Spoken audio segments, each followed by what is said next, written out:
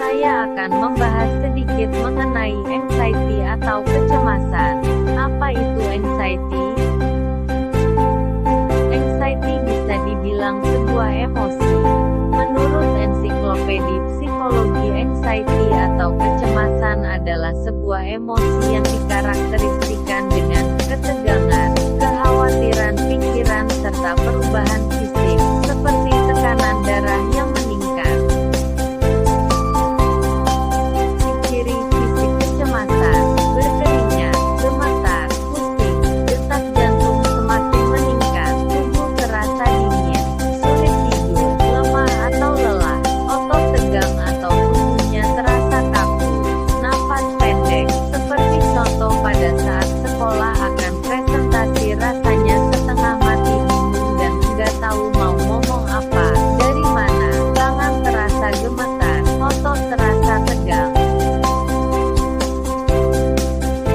Ciri-ciri psikologis. Yang pertama, memiliki pemikiran atau kekhawatiran berulang yang mengganggu. Secara psikologis, memiliki pemikiran kekhawatiran yang berulang. Jadi pemikiran khawatir terjadi secara berulang-ulang terus-menerus, nanti reda sebentar, kemudian muncul kembali. Dan itu sangat mengganggu sehingga aktivitas tidak produktif. Overthinking vs pikiran kosong. Kemudian jadi overthinking, pikiran jadi blank. Jadi tidak bisa berpikir apapun. Jadi lupa semuanya, dan saking cemasnya jika ditanya, tidak tahu akan jawab apa. Ciri-ciri perilaku: gelisah dan menghindar. Contohnya menghindari tugas, menghindari sesuatu yang ditakuti dan akhirnya tidak mau mencoba karena takut kenapa-napa.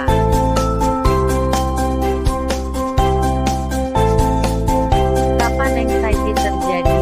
Cemas hadir ketika dihadapkan pada kondisi atau peristiwa yang dianggap tidak dapat dikendalikannya.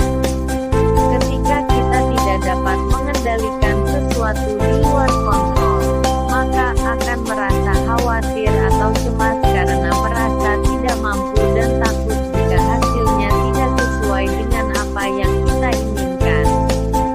Terkadang juga anxiety bisa datang secara tiba-tiba, tidak harus dihadapkan pada situasi atau kondisi tertentu, tapi bisa juga sedang memikirkan sesuatu.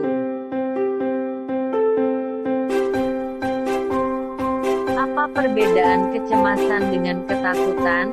Perbedaan kecemasan dengan ketakutan berdasarkan DSM Diagnostic Statistical Manual of Mental Disorder, yaitu anxiety lebih berfokus pada antisipasi terhadap ancaman di masa yang akan datang.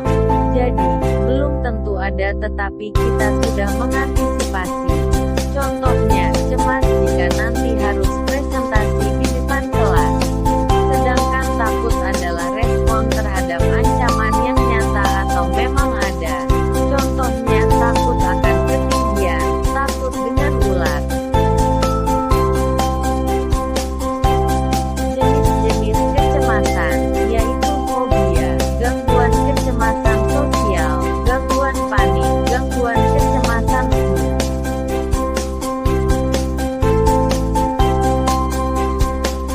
Yang pertama, fobia. Apa itu fobia? Fobia itu munculnya rasa takut pada situasi tertentu atau objek tertentu. Ada juga spesifik fobia, yaitu takutnya pada hal-hal tertentu. Yang kedua, gangguan kecemasan sosial atau social anxiety. Ditandai dengan ketakutan atau kecemasan pada satu atau lebih situasi sosial, di mana individu mungkin terlihat diobservasi oleh orang lain. Contohnya, seorang pegawai ada meeting dengan para atasan dan pegawai lainnya yang ia tidak mengenal satu persatu. Kemudian ia merasa cemas dan takut berbicara di depan banyak orang. Yang ketiga, gangguan panik atau panic attack. Gangguan panik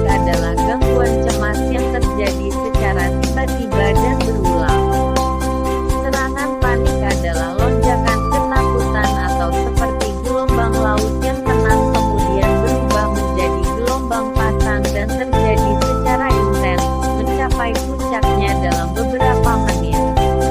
Tidak hanya menimbulkan respon psikologis namun juga menimbulkan gejala fisik seperti jantung berdebar, berkeringat, nyeri dada, ketakutan, dan lain-lain. Yang keempat, gangguan kecemasan umum. Gangguan kecemasan umum adalah kecemasan atau kekhawatiran yang berlebihan mengenai sejumlah kejadian atau aktivitas. Terjadi lebih dari beberapa hari dan kurang dari 6 bulan. Orang yang memiliki gangguan kecemasan umum, di semua situasi dan semua tempat merasa cemas terus-menerus, dan orang yang mempunyai gangguan kecemasan umum sulit untuk mengontrol kekhawatirannya. Apa pemicu kecemasan? Yang pertama, pekerjaan atau lingkungan yang stresful. Contohnya, tugas yang menumpuk, orang tua yang berbicara dengan suara keras dengan anaknya. Kedua, faktor-faktor genetik keluarga. Faktor-faktor kecemasan bisa diturunkan oleh keluarga. 3. Penghentian obat secara tiba-tiba. 4. Efek samping dari penggunaan obat. 5. Trauma.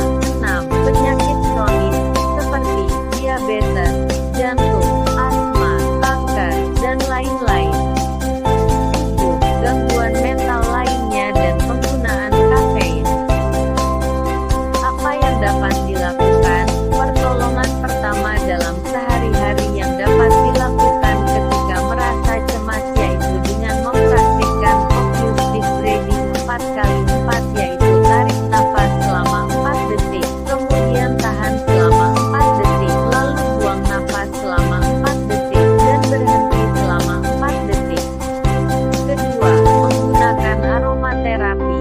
Dengan wangi harum aromaterapi diharapkan mampu untuk menenangkan pikiran sehingga mampu lebih rileks. Ketiga, melakukan kegiatan menyenangkan sebagai pengalih rasa cemas, seperti berjalan-jalan keluar, bersepeda, berolahraga, membaca buku, bermain musik, menggambar, dan lainnya.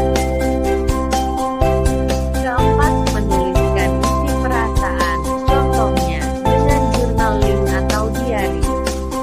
Kelima, mempertanyakan pola pikir, apakah benar akan terjadi, contohnya saat kita akan presentasi di depan kelas, kita takut nanti akan ditertawakan, takut audiens tidak paham dengan apa yang sudah kita jelaskan.